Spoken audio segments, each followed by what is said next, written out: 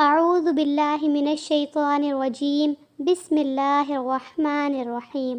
صرف 5 منٹ کا مدرسہ قرآن و حدیث کی روشنی میں 4 محرم الحرام۔ نمبر 1، اسلامی تاریخ، جنات کی پیدائش۔ قرآن و حدیث میں جنوں کا تذکرہ کثرت سے آیا ہے۔ انسانوں سے پہلے ہی ان کی پیدائش ہو چکی تھی۔ اللہ تعالیٰ نے ان کو آگ سے پیدا فرمایا۔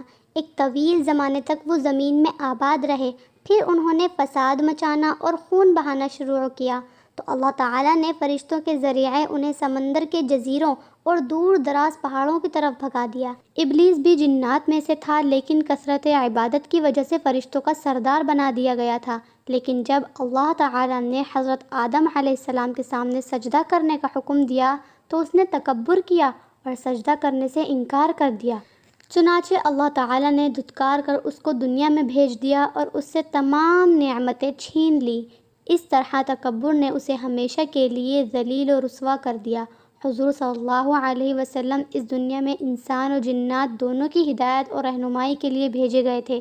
چنانچہ احادیث میں جنوں کو اسلام کی دعوت دینے کا ذکر موجود ہے اور قرآن کریم میں جنات کی ایک جماعت کے ایمان لانے کا بھی تذکرہ موجود ہے۔ نمبر 2، حضور صلی اللہ علیہ وسلم کا معجزہ۔ آپ صلی اللہ علیہ وسلم کا سینہ چاک کیا جانا۔ حضرت انس رضی اللہ تعالی عنہ فرماتے ہیں کہ بچپن میں رسول اللہ صلی اللہ علیہ وسلم بچوں کے ساتھ کھیل رہے تھے۔ اتنے میں حضرت جبرائیل علیہ السلام آئے اور آپ صلی اللہ علیہ وسلم کو پکڑ کر زمین پر لٹا دیا۔ پھر آپ صلی اللہ علیہ وسلم کے سینے کو چاک کر کے دل نکالا اور پھر دل میں سے خون کا ایک لوتھڑا نکالا اور فرمایا یہ شیطان کا حصہ ہے۔ پھر دل کو سونے کی تشتری میں رکھ کر زمزم کے پانی سے دھویا اور پھر دل کو بند کر کے اس کی جگہ واپس رکھ دیا۔ حضرت انس رضی اللہ تعالیٰ عنہ فرماتے ہیں کہ میں آپ صلی اللہ علیہ وسلم کے سینے پر ان ٹانکوں کا اثر بھی دیکھا تھا۔ نمبر 3، ایک فرض کے بارے میں، نماز چھوڑنے پر وعید۔ رسول اللہ صلی اللہ علیہ وسلم نے فرمایا نماز کا چھوڑنا آدمی کو کفر سے ملا دیتا ہے۔ ایک دوسری حدیث میں آپ صلی اللہ علیہ وسلم نے فرمایا ایمان اور کفر کے درمیان نماز چھوڑنے کا فرق ہے۔ نمبر 4، ایک سنت کے بارے میں، ہدایت کے لیے دعا۔ اللہ تعالیٰ سے ہدایت طلب کرنے کے لیے ان الفاظ میں دعا کرنی چاہیے، اہدنا الصراط المستقیم۔ ترجمہ، اے اللہ ہمیں سیدھے راستے کی ہدایت فرما۔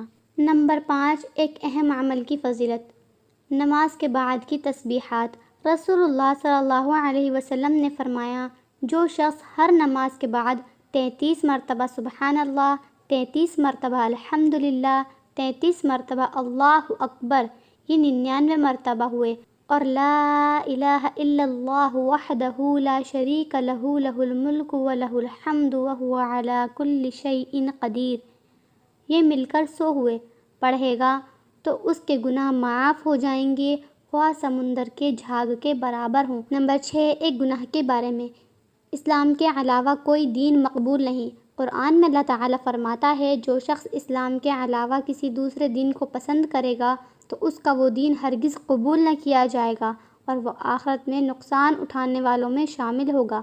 نمبر 7، دنیا کے بارے میں، کافروں کے مال سے تعجب نہ کرنا۔ قرآن میں اللہ تعالیٰ فرماتا ہے تم ان کافروں کے مال اور اولاد سے تعجب میں مت پڑنا، کیونکہ اللہ تعالیٰ دنیا ہی کی زندگی میں ان کافروں کو عذاب میں مبتلا کرنا چاہتا ہے اور جب ان کی جان نکلے گی تو کفر کی حالت میں مریں گے۔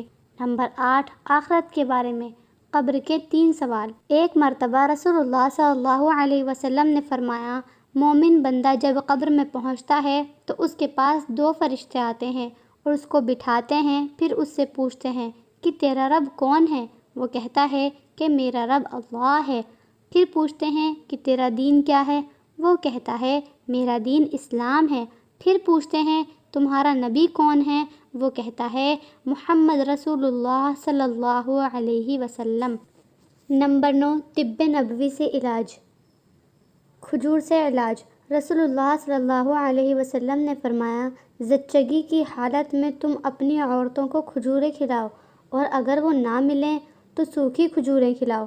فائدہ، بچے کی پیدائش کے بعد کھجور کھانے سے عورت کے جسم کا فاسد خون نکل جاتا ہے اور بدن کی کمزوری ختم ہو جاتی ہے۔ نمبر 10، نبی صلی اللہ علیہ وسلم کی نصیحت۔ رسول اللہ صلی اللہ علیہ وسلم نے فرمایا جب تم میں سے کسی کے ہاتھ سے لقمہ گر جائے تو اسے اٹھا لے اور صاف کر کے کھا لے، شیطان کے لیے اسے نہ چھوڑے، اور کھانے کے بعد جب تک انگلیوں کو نہ چاٹ لے ہاتھ کو رومال سے نہ پوچھے، اس لیے کہ معلوم نہیں کہ کس دانے میں برکت ہے۔